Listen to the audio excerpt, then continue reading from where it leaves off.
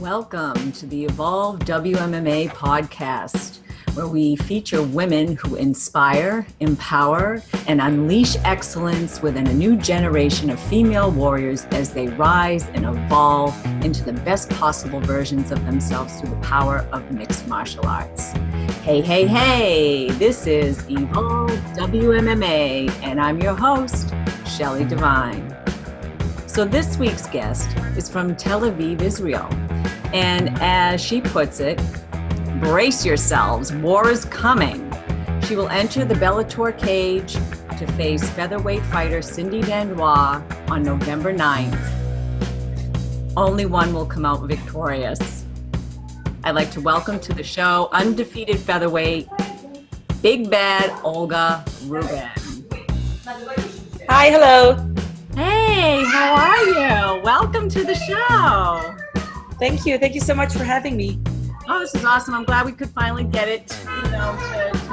I know you're like 6 hours ahead of me, so you're at dinner time. This is the morning, and other times that we were trying to connect, it was like, it would be like 3 a.m. for me, and I would be getting up at 4 to get ready for work. So I was like, this isn't gonna work.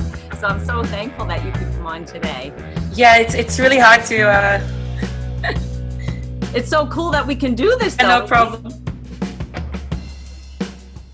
I think there must be a little bit of a delay. Connection, because I'm here. Okay, I'm good. here. All right, so there we go. Good. Hey. So this is so awesome that we can do this. I mean, you're in Israel. I'm in the U.S. We're able to communicate this way. This is so awesome that we can get an interview in. Thank God for technology. It's so much easier this way. Right. So how's your son? You said he wasn't feeling well. Yeah, he has this day that he doesn't feel well, and the next day he feels amazing. So you can never know. So he just had a small fever and is fine now. How old is he? He's 2.5. Oh, so you got a little baby boy. Yeah, he's not a baby anymore. Doesn't feel like a baby anymore. Yeah, he's a grown man. He's making you chase after him, I bet, a lot, huh? Yeah, he's very fast. Yeah. So, Olga, tell us a little bit about yourself and how you got into mixed martial arts. Well, I've actually started mixed martial arts when I was 22, going on 23. I actually didn't feel like I had some kind of path in life, you know what I mean? I was pretty much of a party girl, and I just got married, and we started like finding our route towards happiness together. And then I just saw this fight between Misha Tate and Ronda Rousey at Strike Force. Mm-hmm. And it kind of captivated me. I was just like, what are they doing? What's going on inside of there? And I immediately decided that this is what I'm going to do, with basically no knowledge of any martial arts. Wow. So I just started from there.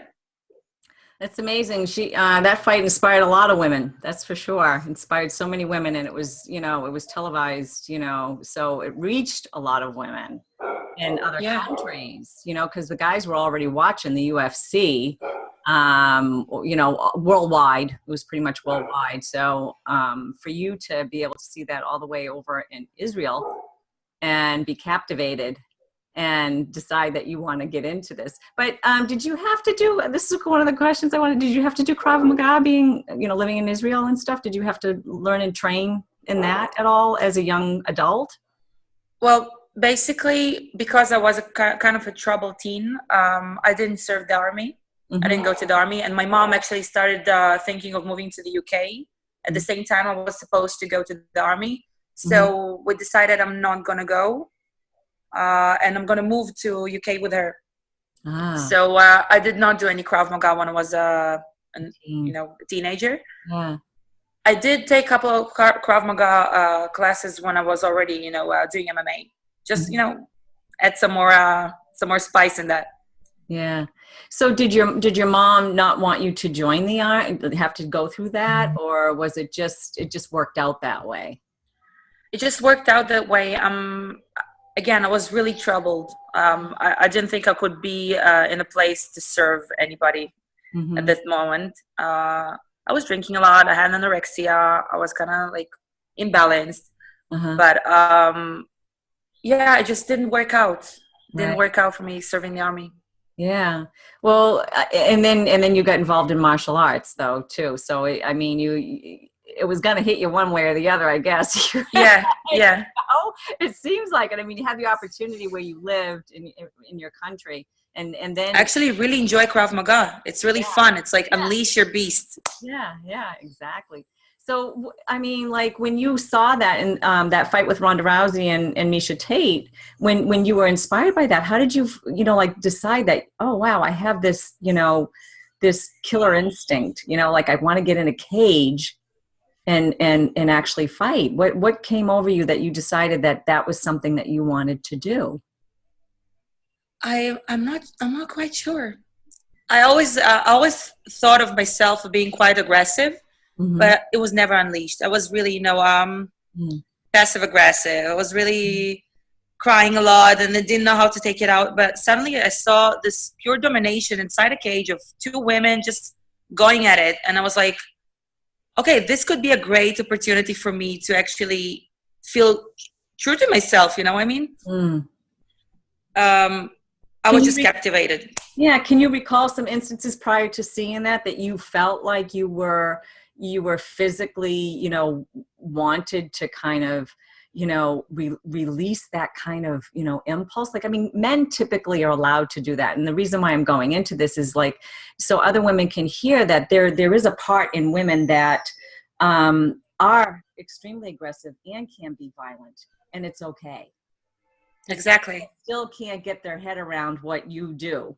And I mean, I've been involved in martial arts, but I didn't get into it until later in life. And I knew I had some capacity. I always wanted, women talk about being a badass. And I'm like, okay, you really want to know what a badass is do what these women are doing.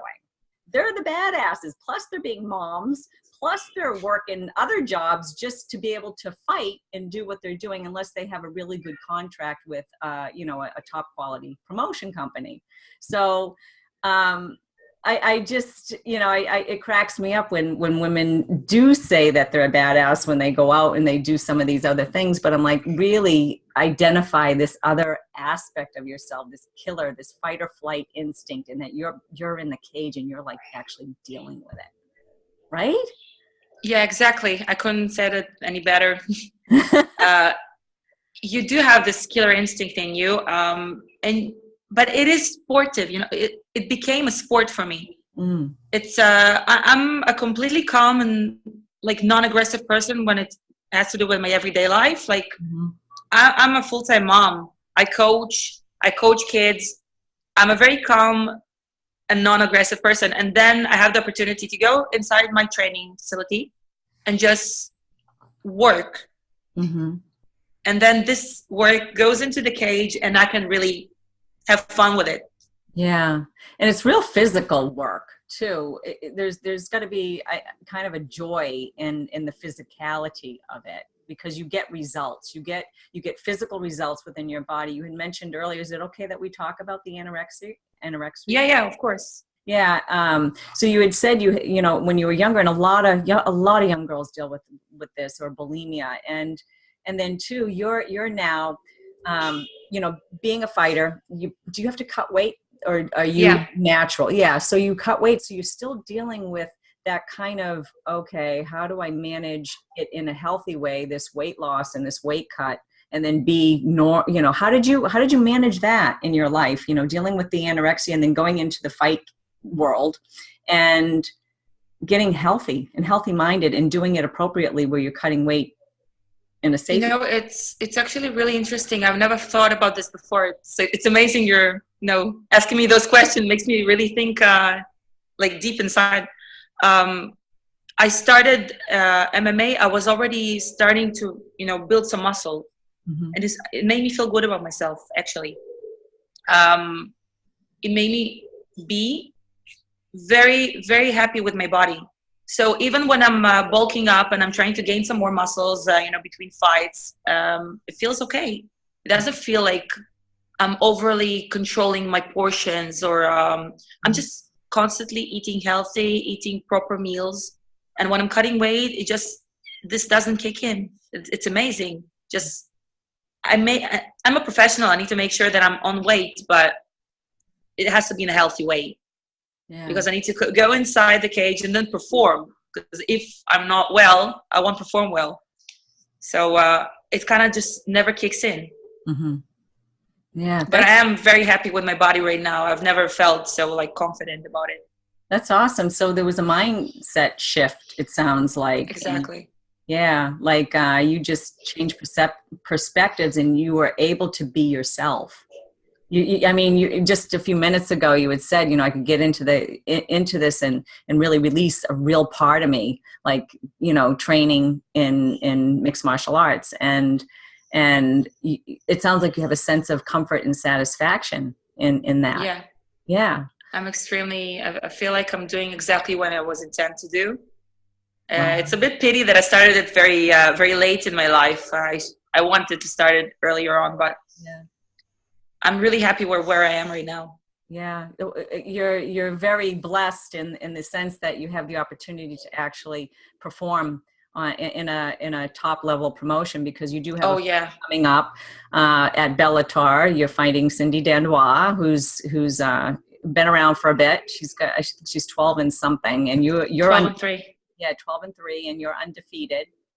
And what do you attribute your undefeated record and your success to? I'm really a hard worker. I'm really going one step at a time, and I'm trying to make sure that everything I do is to get better.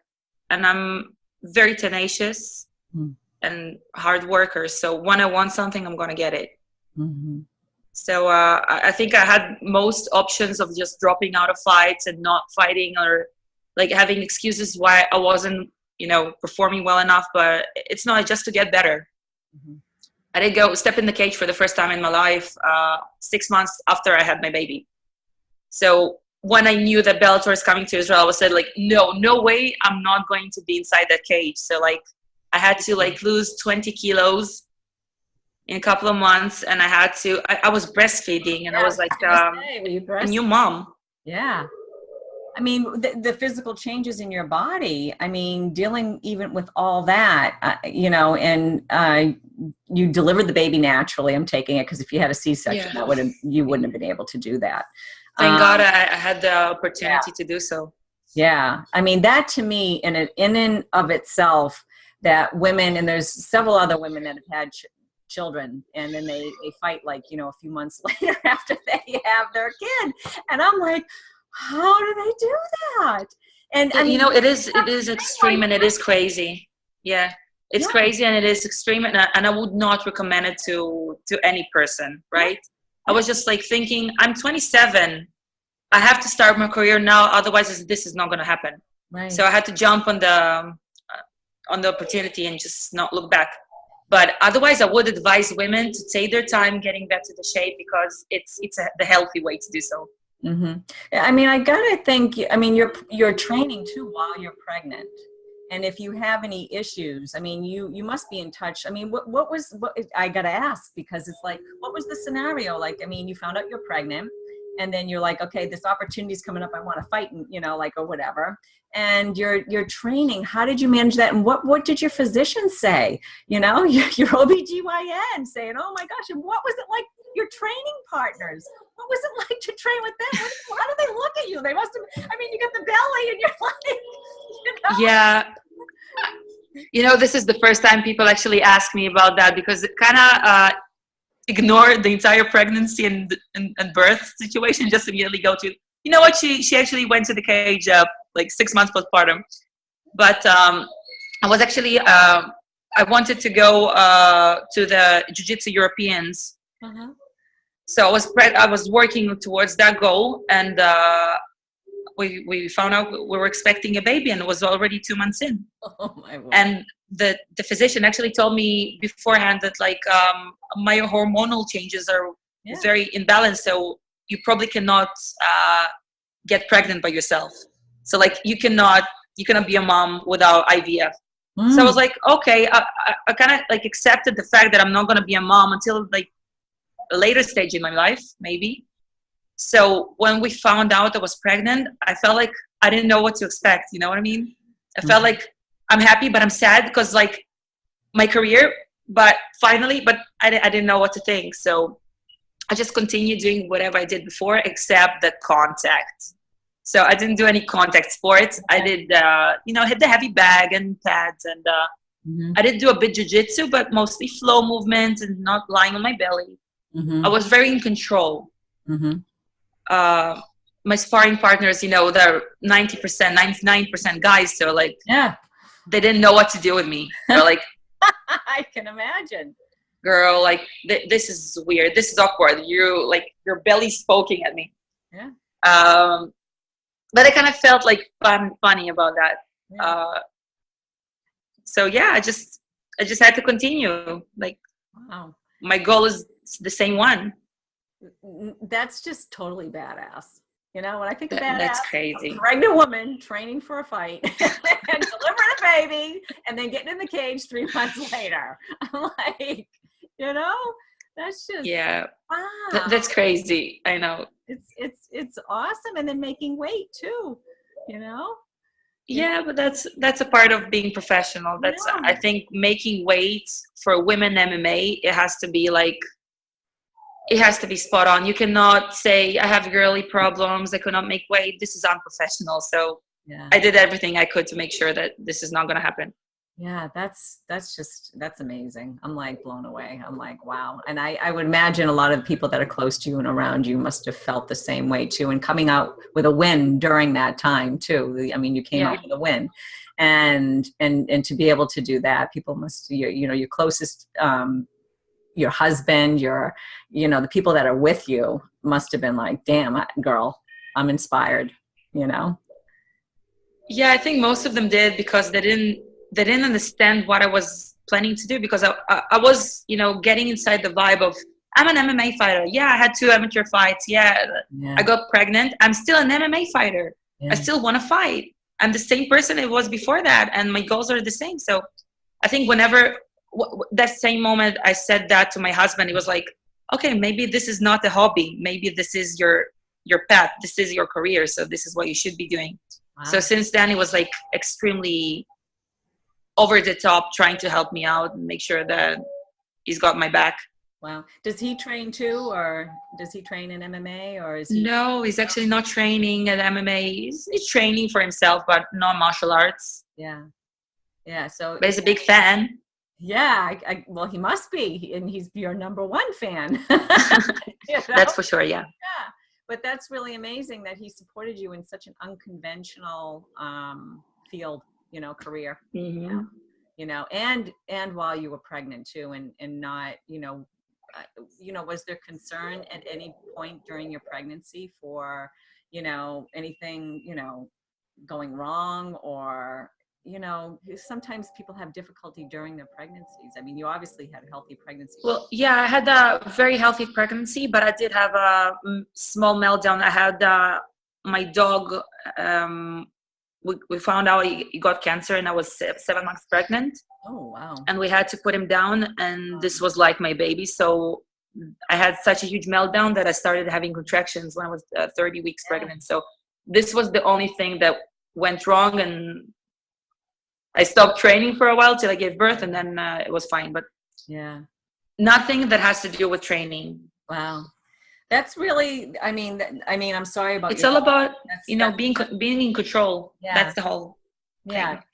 Yeah. And making sure that you're mentally and emotionally kind of prepared to be able to manage that all together, all that stuff. And some surprises that come in, like with your dog. I'm sorry about that, but yeah, it's okay. Yeah. Wow. That's amazing. So what, who, or is there anybody that inspired you or motivated you, or was this all a self, professed kind of, path for you, or, what inspired you to, who inspired you? What inspires you, I guess, is my question. Either who or what. I had so many different inspirations everywhere I looked. Like, when it has to do with MMA, I'm not just a professional, I'm a fan. I love MMA, I love watching it. I'm always in the loop trying to understand what's going on, who's fighting who won, how would they won. Like, I'm always continuing to grow as a mixed martial artist. So there's so many different fighters who I really adore, and I would have to say probably when I felt the most down, I thought DC, Daniel Cormier, is like, I said, like, wow, this guy, like, he's something, yeah. So I had so many different fighters giving me, you know, fueling my energy. So it's amazing. I also have the Gosh brothers. Both of them are training with me, my training partners. And it doesn't matter, whenever I needed anybody, they were there for me, both of them. Wow. My coach, Ido Priente, which actually started my my amateur career and just kind of skyrocketed from there. So many people just helped me out. Really. That's awesome. That's awesome. So you have this fight with Cindy coming up, and it's in 2 weeks, I think. Is it 2 weeks now? It's in 9 days. 9 days. So yeah. Less than 2 weeks. You know, you're in the featherweight division, and there was a lot of earlier this year talk and stuff that there isn't really any true featherweights out there that are, you know, about, you know, fighting or whatever. There's not enough for any sort of division, and now there's one. You know, we've got Bellator. You know, you have Julia Budd as featherweight champ, and then over in the UFC, you have, you know, Chris Cyborg, and, you know, everybody's like looking for an opponent for her. And I know there's probably with Scott Coker and Dana White, there's, you know, like, I mean, Dana bought Strikeforce and then dismantled it and created a women's division and kept that with Invicta.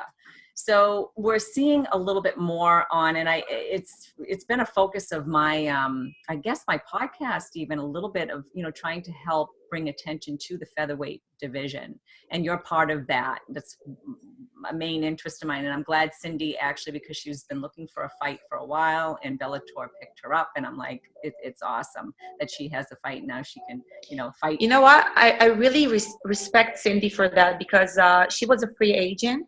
Yeah. And she was looking for a fight in so many different ways. She started shooting all over the place. Yeah. And I kind of jumped on the, you know, proposal, because she was like, she was saying like, they all sell bullocks. And basically I was one of the fighters she was talking about. So I was like, hey, let's go. Yeah. So she got what she wanted. That's awesome. She wanted to fight for a big promotion, and she got it. So I really respect her for really doing whatever she needs to do in order to get where she wants to be.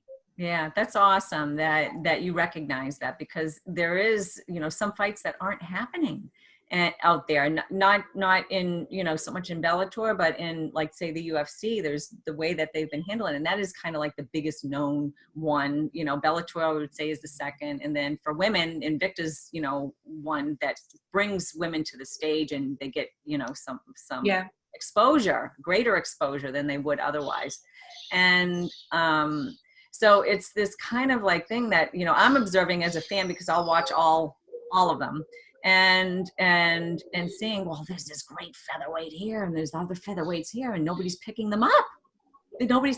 So it was really great for you to take this fight with Cindy Dandois, and for Scott Coker, who's always been a supporter of women's MMA. He's, to me, one of the originals. Yeah. You know, like, well, I would say the original, but he is in a major American promotion that is, you know, in the States. You know, when Strikeforce was there, he was really a major supporter. And so it's great that you got this fight coming up. What do you think? I'm so fortunate about it. As a fan watching the featherweight division, like, say, you know, I mean, are you a Chris Cyborg fan? Of course I am. Yeah. I respect her so much, really. I think she's a true icon. Yeah. I think she got to the point where she's in her own league, and we can only like strive to get there. Yeah. We will. Yeah. We all will, but she's one of a kind. This division has started growing so much lately. Although, you know, the Ultimate Fighter, most of them are bantamweights or just don't feel like cutting so much weight. Yeah. But I do recognize a couple of girls that would fight for featherweights, I think, with no problems. Yeah. Yeah. Do you ever have any, you know, right now you're a Bellator signed with them, and Bellator likes to keep their fighters where they are. I know Invicta will, you know, Shannon Knapp will allow her fighters to kind of gain opportunities, which is I don't know how good that is for her own promotion, you know, in the long run. I get that, you know, you got to kind of keep your fighters. And then the UFC does their thing. And do you have any, you know, among all of them, are there any, I mean, right now you have Cindy, but there are any like real dream fights that you would like to have? Like, you know, somebody that you, oh man, I would really love to fight her. You know what? I'll fight anyone. That's awesome. I really would. I think most of the featherweight division in Bellator is rocking. Like I want a shot at that. Yeah. Of course, eventually I want to get to Julia, but I really think that people should just not, you know, jump over their heads.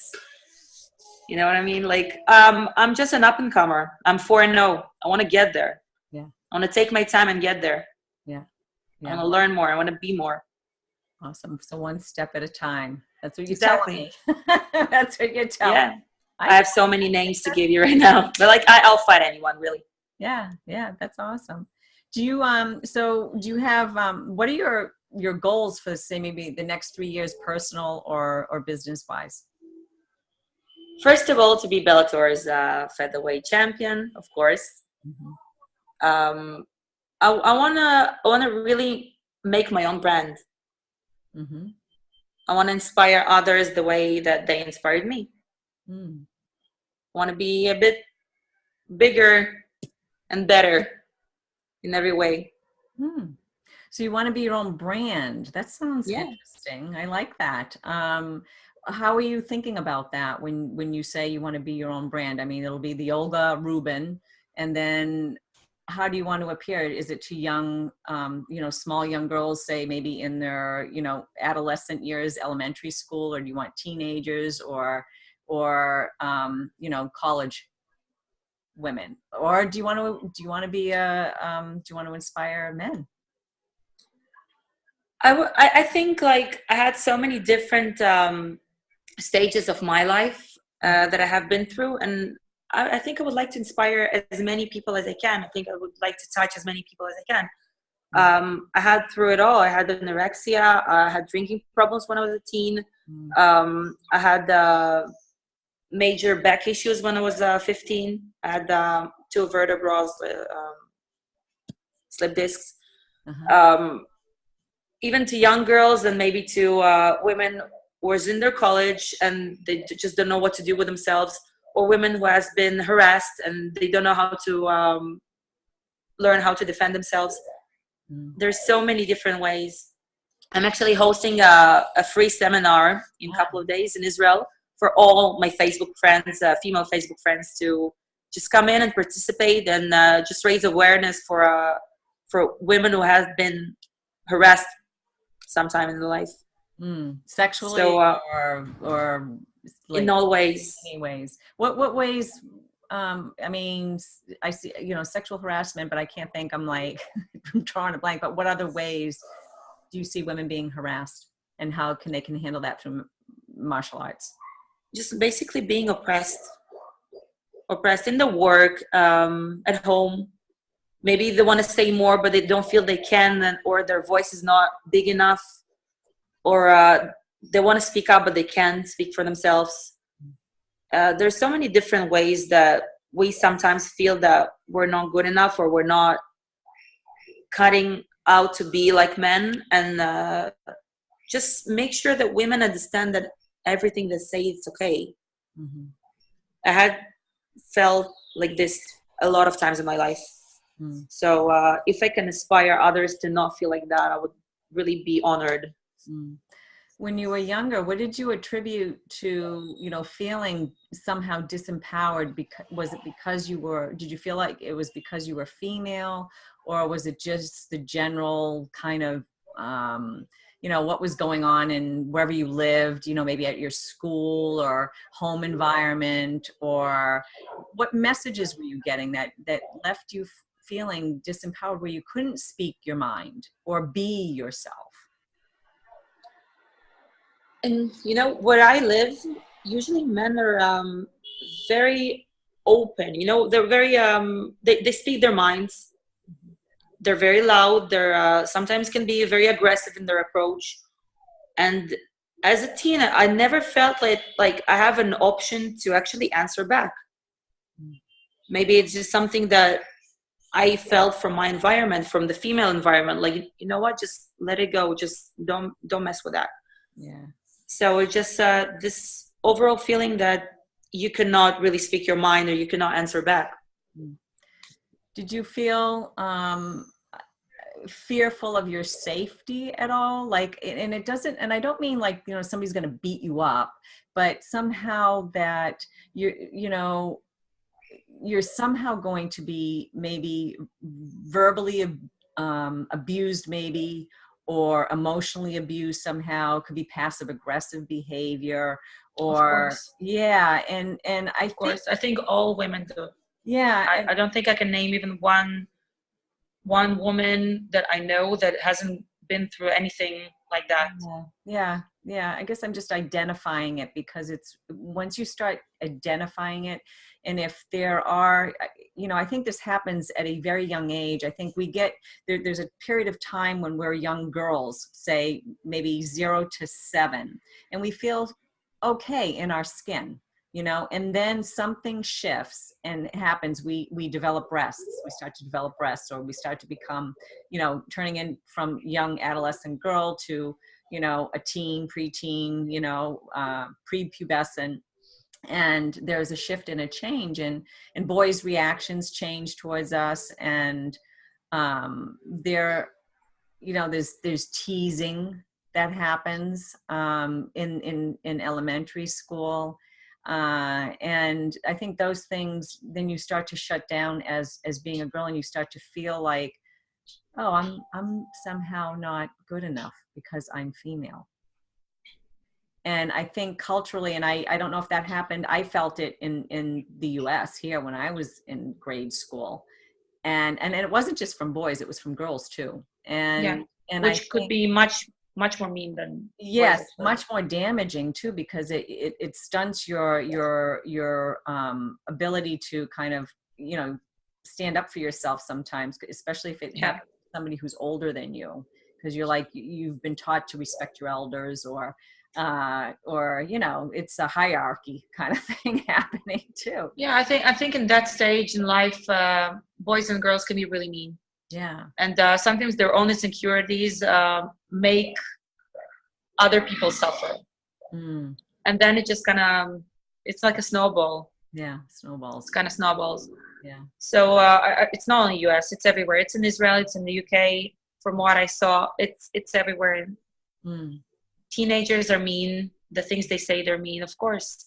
So sometimes you're just not comfortable in your own skin. It's not really necessarily if you're being a girl or a boy. It's just the way it is. I'm not sure I actually know anybody who's at that stage in life who's not doing martial arts, actually. Yeah. And is really comfortable in his own skin. Yeah. I know martial arts helped me to get more comfortable in my skin, and things came out in me that I didn't know was there. It definitely empowered me in ways to verbally express myself, physically express myself in ways that I, typically probably wouldn't. And that's not always the path that everyone needs to take, is, martial arts, of course, and everything, but it definitely will help. And I mean, I could see that, if you're doing this seminar with, people that are going to come, to this free seminar, they should totally jump on this, because it's such a great opportunity to express yourself. And it's fun. I mean, like you get to kind of do something that you typically wouldn't do and Exactly. express, and you're like, wow, you start to feel something inside that you're like, what was that in me that allowed me to do that? And it felt actually really crazy good, right? It does. Exactly. And I'm just planning for a lot of women to show up and just kind of understand that they have to take care of themselves. yeah. Because sometimes we tend to shut off all kinds of noise around us. It's not necessarily the right thing to do. Yeah. So if a woman just doesn't feel safe in her own skin, she should go and try to work on it. Oh, definitely. Definitely. I mean, I can't recommend it enough. I'm right there with you. I'm like, anytime. And I have clients that, I do an outdoor fitness boot camp, and they're like, whenever I do the kickboxing, they kind of like it and they don't like it. And I'm like, you guys, you got to just jump right in and really kind of do it. And they just, and I'm like, oh, you guys have no idea if you really get into it. Cause I'll do occasional class here and there for them, but it's just, it's fun. It's really, really fun. So, do you have a personal habit or a daily routine that nobody, that you do that contributes to your success? Well, I have, when I'm in my own house, I have this routine when I wake up with my kid, and we sing a couple of songs, and then we just have our own routine at home before I take him to daycare. So it's like, whenever I'm going to training, I'm already like, I'm happy. And when I'm abroad, I actually do the same routine with him via Skype. Oh. So it kind of makes me feel sane. Makes me feel sane that like whenever I have the opportunity to talk to him on Skype, I would. So we kind of have our own things.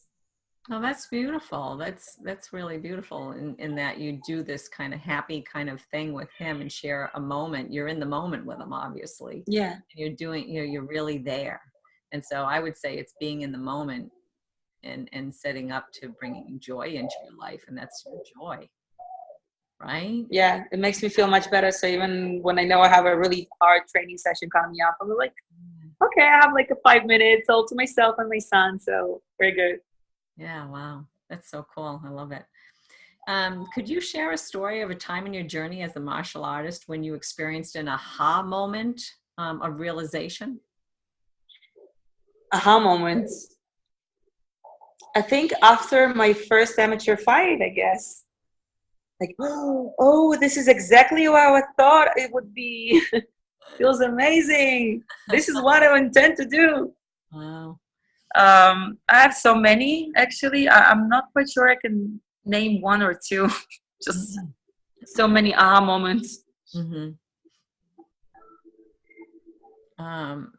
Is there a time in your journey where you experienced failure? And if so, what did you learn from it? Well, we all experience failure. We cannot only get the wins, and we not only can go up. We must come down sometimes just to make sure we understand how to be better. So, of course, I had a couple times. It's just, I couldn't. I went to the European Jiu-Jitsu competition and I failed to bring a medal home. But it's all about what you learn from that. I'm actually I'm not a sour loser. I won't go and do a Ronda Rousey stunt. If I fail, I'm just going to get better from there. Just going to know exactly what I did wrong. And I'm such a perfectionist. I usually see what I did wrong in order to get it right. I'm never happy with any performance. So it's kind of, I'm okay with failure. Being, a female fighter and the attention that you get as a fighter, especially when you win, do you see that, as you gain more recognition from being a fighter and as you're, moving up in the ranks, that there'll be some challenges with accepting all that attention and receiving, because sometimes it's really good attention. Sometimes it's really, crappy attention, say even online on your Facebook page, people, you get the trolls writing stuff. And, yeah, of course. and in dealing with that, how do you see yourself? You know, you mentioned Ronda Rousey and how she kind of dealt with loss and kind of, you know, ran away from it, and then, you know. No, she didn't run away from it. She actually took it so much to heart. I think the key of being good, a good professional fighter, is understanding that, for example, me as Olga Rubin, a family person, and, you know, as a person, is not Olga Rubin the fighter. So if I fail as a fighter, I'm not failing as a person. You cannot accept this as the same thing. Mm-hmm. I think Ronda Rousey, the moment she failed, she actually thought, well, then nobody's going to love me. Why am I without the wins? And this was her mistake. She should have, like, went to a psychologist or something. You know, it's an unhealthy thought. Yeah. So whenever I do fail as a person, doesn't necessarily mean I'm failing as a fighter. And whenever I'm failing as a fighter, it doesn't mean anything about me being like a good person. Mm-hmm. So first of all, be a good person, and whatever failure you got in your professional life, that could be taken care of. Mm-hmm. Yeah, that was a great answer. Thank you. I'm glad I dug a little deeper because I love the Sure. Awesome. That was a really good one. I respect that, and being aware of that, because some people have, you know, dumped a little bit on her and were disappointed in her, and to see actually that it was just an unhealthy. She just gave them the option to be disappointed in her, because I think she should be a great person, but it never has to do anything about, like, her fighting skills. Yeah. I don't know. Yeah, and I think we have difficulty as maybe an audience or a fan. I'm not saying you or I, but like in general, I'm saying that. You know, looking at how she handled herself, and people still talk about it. They still, you know, it was, I mean, she was so skyrocketed, you know, like, I mean, she skyrocketed. She was globally pretty much known. And I mean, she was on every source of media out there. And she was bigger than the sport. Exactly. But it's all about the way you handle things. Can I give you an example? You know who Justine Kish is? I actually don't. I think she's a UFC fighter. She went to the I don't think I've seen her fight. Ultimate Fighter. Mm-hmm. I don't remember which season she was in, but she's a strawweight. Mm-hmm. She's a strawweight. So she had this fight with Felice Herrig. Yeah. And Felice started strangling her so hard, and this girl kind of pooped herself in the middle of the octagon. I think she could have, like, had the worst outcome in her career ever, but her thing is that she wrote on Twitter the next day, shit happens. You know, it's only the way, I remember this now. I remember you deal with things. It's all about, you know, you had a failure, you did something wrong, just, like, grow up from this. Right. Yeah. So and she made it funny. She kind of made it, like, funny instead of, like, somebody else, like, talking poorly or badly, or, you know, ridiculing her, you know, humiliating her. She owned. There is no humiliating. It's like, yeah, I know, but it's out of their, you know, stuff like that. When that happens, it's out of your control, and it's a natural kind of, you know, that's going to happen. You know that. But exactly, but she could have just, you know, climb under a rock, I don't know what, and just say, I'm not going to fight again. I might kill myself or anything like that. Yeah. But she's like that's an awesome way to deal with failure. Yes, that's an excellent way to deal with failure. Wow. You know, like, I haven't heard anybody talk about that. And I now that you mention it, I was like, I remember it, but see how quickly too people forget. Exactly. You know, because I'm like, who is she? What happened? I didn't even, like, and then when you started telling me the story, I was like, oh, I remember the story, but I didn't remember it was her. You know? Exactly. Yeah. She just brushed it off. Yeah. So, you know, people don't necessarily remember everything that happens to you. You gotta detach from the ego. Detach from the ego and. Yeah. Sure. Wow. That's that was actually a great story to point out. I like that. Who would you say has played a meaningful role in your life's journey, the entirety of your life, and influenced you in a positive way? And I think we answered this earlier, but you know, I have so many people. Yeah. So I have more people. You mentioned your teammates in the Gosh Brothers, and they keep your morale up. You know, and how do they do that? What were the meltdowns that you had that they helped you, you know, keep you there? I had so many meltdowns because I am a female fighter and I'm working with guys, and 90% of the guys I'm working with are welterweights and above. So sometimes I cannot disattach my failure inside the training facility as something like this would not happen with somebody lighter or a female. Mm-hmm. So I'm such a perfectionist. I need to make sure that I make things happen, right? So sometimes you just put me back into like perspective. Mm-hmm.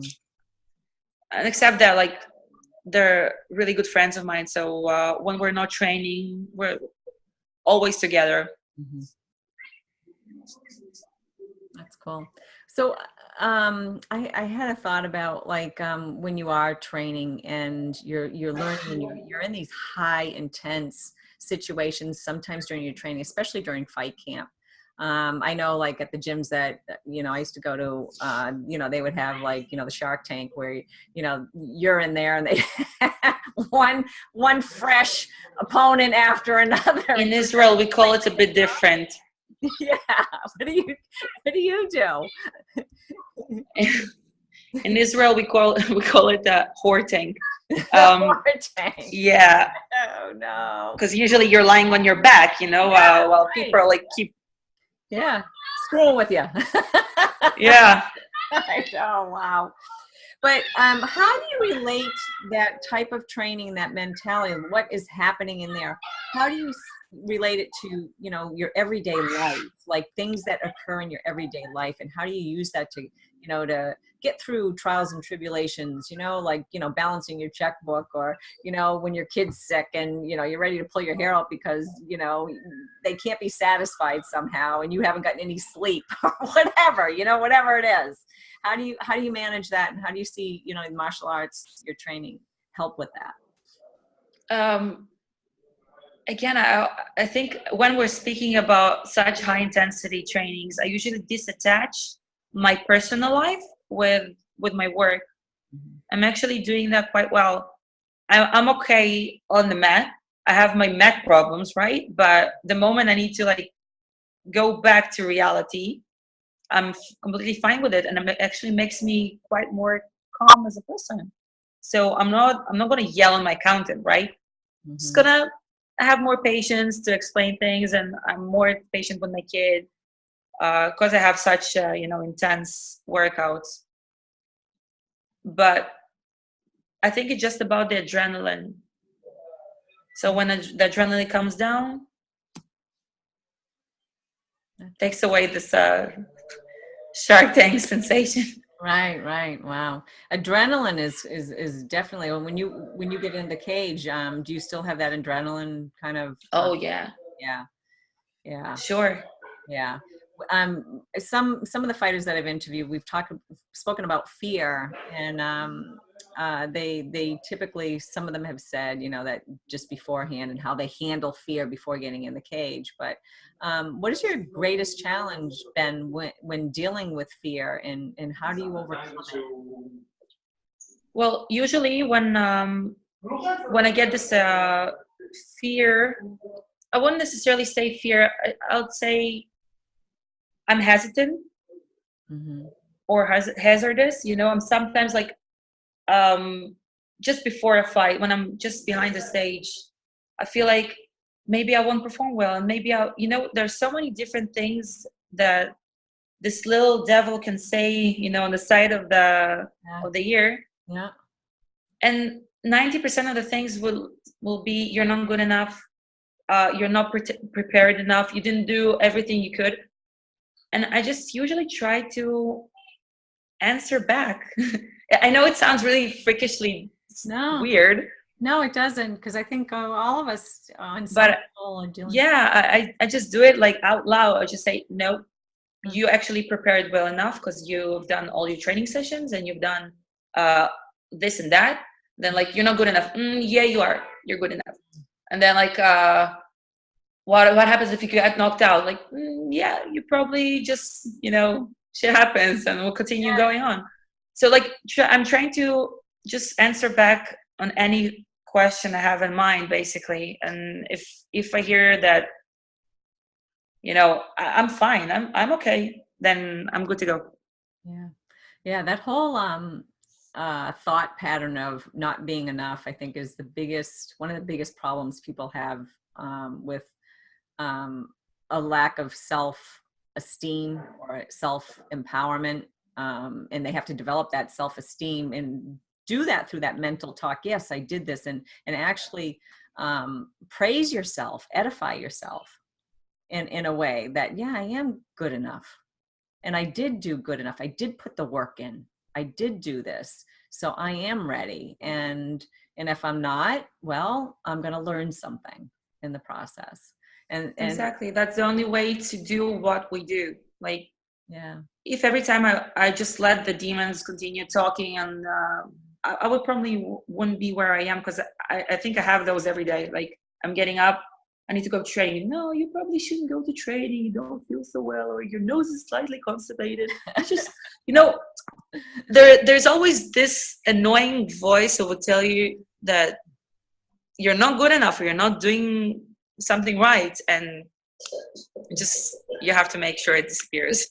Yeah. Otherwise, getting inside a cage with another hungry female wants to, like, get your head, like, right, bash it on.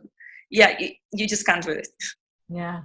That's amazing. It's, I mean, everyone deals with that annoying little voice in our heads that somehow undermines us, saboteur, or whatever you want, a little devil, little, whatever, little pitchfork spike in its ego. Exactly. That's not just about sports. It's everybody on an everyday basis. Yeah. And I think when you see that in yourself, it enables you to be a little bit, you have to be kind to yourself in the process. It's like, yeah, I am doing this, but and then recognize that even in others that they're struggling in some way, shape, or form. So have you been teaching like martial arts now? Is it, have you been doing that on a regular basis? I'm coaching sometimes, not on a regular basis, because I really took the dive into my MMA career. So I'm like, in the stage, I'm training like crazy, and I'm doing everything I can to make sure that I'm better every fight. I'm really giving this thing a go, like, completely. So I am coaching, but not on a regular basis, because I have fight camps and abroad. That sounds awesome. What are 3 things that you do that are essential to your success in leading an empowered life? Like, just the whole gamut of your life where you really feel empowered. What are 3 things that you really think are important and that you do on a regular basis? I just believe in myself. I have a really good support. My entire family supports me. I'm overall very fortunate. I'm very, very driven. I'd say just a really good appetite for whatever you have to do. Yeah. Yeah.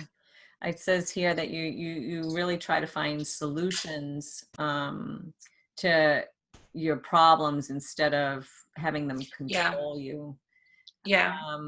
Actually, the same thing that I said before, like, whenever I feel I have a problem, I'm trying to solve it immediately instead of trying to, let it sink in and be overwhelmed with problems. I'm trying to make sure I have solutions. How do you figure out the solution to the problem? Like, do you have like a kind of a method in your head that, okay, I'm going to do this first and this second, or I'm going to look at it a certain way that, I'm going to flip it on its head and look at it a certain way, this problem, and see how I can attack it? Or do you just kind of resist it, or do you, just kind of step back? And I know you said you detach, but is there anything else that you kind of do? No, I'm just stepping back and trying to see in a more objective eye, I'd say. But mostly it has to do with everything that it's going with me on the mat, on the training, with food, cutting weight. I won't say like problems I have in the personal life or whatever, Mhm. but when it has to do with my profession, I try making like finding solutions for every problem. Like, wait, and if you have an option to do that, would you really do that? And then I'm trying to like find a solution for that. Mhm. That's cool. Can you share a story where you felt maybe inadequate or you were told no because you were a woman, and how you handled that? You know, I have so many stories. You know, as a woman, you always have the sensation that men in the room would say you're not good enough. That's just the way it is. So when I started doing MMA, I remember that my coaches were like looking at me slightly like different than the guys, because like, okay, she's a hot girl, maybe she could just like, you know, I don't know, be a fitness model, maybe she could be like, I don't know, whatever, Mhm. just go do just jujitsu or whatever. Like they couldn't really accept the fact that I'm really hungry for this profession, Yeah. and necessarily that profession. Like why should you do MMA? Yeah. Why would you want to mess Why up your pretty face? exactly? Aren't you afraid that your nose is gonna get broken? Yeah, it did like a couple of times. Come on, like doesn't Mm. make me feel less of a woman, less pretty. Mm. Just doesn't. You cannot explain it to men, Mm. Yeah, unfortunately. you're very photogenic. You Thank actually you. have this, is it a hobby though too? Like, cause some of the styles of photographs that you've had taken, they replicate kind of like old style movies, and they look really, I mean, I love them. I was like, oh my God, there's another girl. Oh my God, she's so photogenic. I love it. I studied photography a little bit when I was in college. It was That's a minor nice. of mine. So, and I used to take pictures I used to take a lot of pictures I get in the darkroom and stuff. So when your photographs are like my stuff, that's how I would like want to photograph people. And so it was That is like, so awesome. gosh, wow, this is so cool. So what's the, like, do you like the old movies, or what's kind of the interest in that? Not necessarily about the movies. I just really like expressing myself in front of the camera. Mm. I'm I did try like pursuing a model career before I started doing MMA, Mm-hmm. but instead of that working out, I actually gained muscles when they sent me to the gym to like lose some weight. Mm-hmm. So, but it always kind of sticked in. Like I really like expressing myself in front of the camera. So sometimes I just feel goofy and I want to do something silly, like yell or whatever. Sometimes I really want to, you know, kind of old Hollywood glamour it. Just Mm-hmm. depends on the day. Mm. Well, it'd be great for your brand, that you are photogenic for sure. Do you feel comfortable in video camera, like explaining things, talking, teaching, any of that? Yeah, I feel fine. Yeah, yeah. Well, I think it's more natural for the younger generation to be really comfortable in front of their iPhone and filming Yeah, yeah. themselves. You guys grew You up? know, my mom is really funny that way because I think she's the most natural woman I know. But suddenly, whenever she gets in front of the camera, she's like, you know, something like doesn't click. Yeah. So she's like always. I just watched your interview. How come you're like so natural? How do you do this? Yeah. I'm like, it just comes natural to me. I don't feel like I'm now trying to make something I'm not. You know. Right, right. Yeah, your pictures are fun to watch. I can't wait to see more of them. And Thank you. show you in action in the cage. That'll be great too. Getting those photographs too. Do you know if anybody like notable like is the photographer for Bellator? Yeah, the Bellator photographer, he always photographs all the events. His name is Lucas Noonan. I think he was here last year and I think 2 years back. Yeah, yeah. So that'll be He's fun. a really good photographer. Yeah. He makes every woman look really, really, really pretty. Hope he's watching it. Yeah. Make sure you make me pretty. That's all that matters. Is there anything you do like I mean, your hair's short now, right? It's short? Yeah. Yeah, so it's short. Will you be like tying it back in any sort of way, like just for your bangs so they're not in, like they don't get in the way, or will you be doing it in any special way? I mean, I think I might cut it a bit shorter, like make sure the bangs are not inside my eyes. Yeah. I actually have an appointment tomorrow afternoon. Maybe I can get it fixed. Yeah, it looks. But we'll see. we'll see how it goes. Like, I feel comfortable having short hair right now. Yeah, it looks really cute. You can wear it well, long, short, everything. It looks good. Yeah, I love it. It's very good. So listen, do you have any shout outs to any sponsors or any kind of like little last infomercial of where people can see you, reach you, like on Facebook or anything like that, if they want to learn more about you? Yeah, sure. First of all, hit up Olga Rubin MMA on Instagram. That would be nice. If you follow me, even better. Mm-hmm.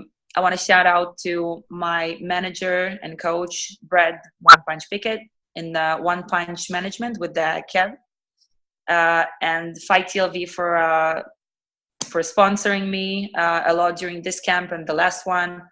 My coach, Udo Priente in Israel, and basically all of my teammates. I have so many coaches and teammates I need to like thank. So they'll get the thanks later.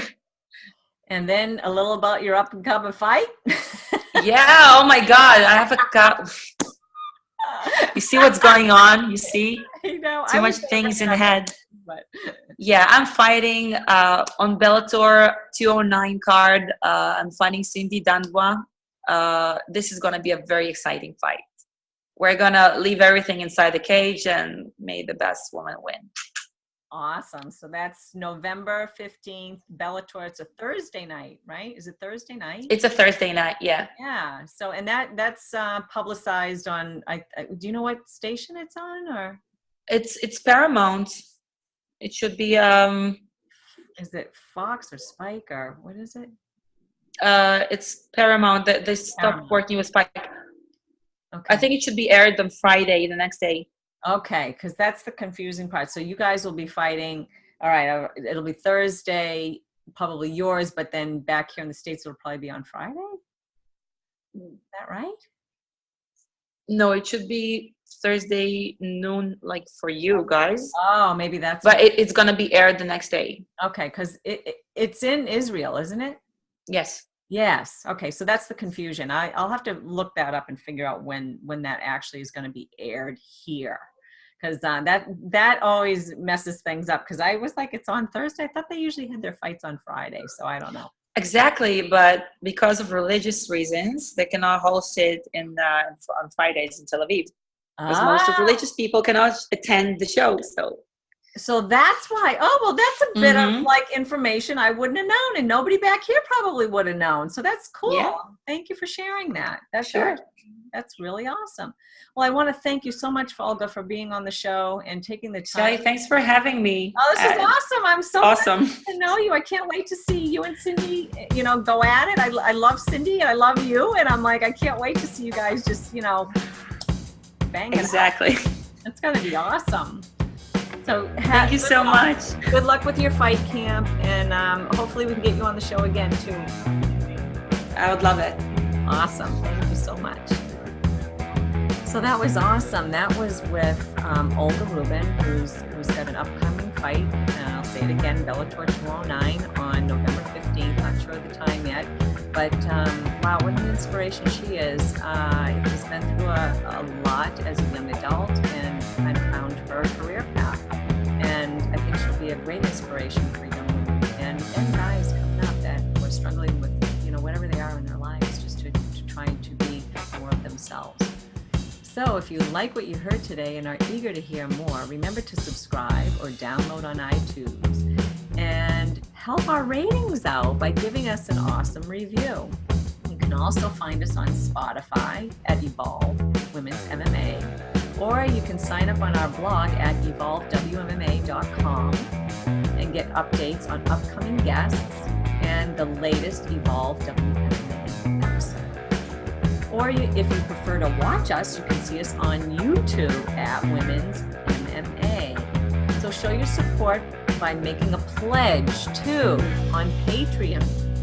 That would be great too and help support this podcast. Or you simply can follow us at facebook.com/I love WMMA. This is Shelly Devine. Thanks for listening.